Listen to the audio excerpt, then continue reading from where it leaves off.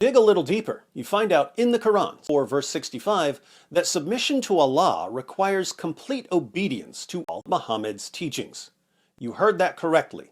In Islam, you can only submit to God by fully submitting to man. And that's where Islam gets a lot more complicated, because Muhammad's teachings are spread across thousands of stories in these massive, multi-volume collections of hadiths. Muslims often claim that the Bible has been corrupted, but there are plenty of verses in the Quran which show that if the Bible has been corrupted, Allah certainly doesn't know anything about it. Surah 5, verse 47 is one of these verses. In Surah 5, verse 47, Allah commands Christians to judge by the gospel. Allah says, "Let the people of the gospel judge by what Allah hath revealed therein. If any do fail to judge by what Allah hath revealed, they are those who rebel." Allah commands Christians to judge, not by the Quran, but by the gospel.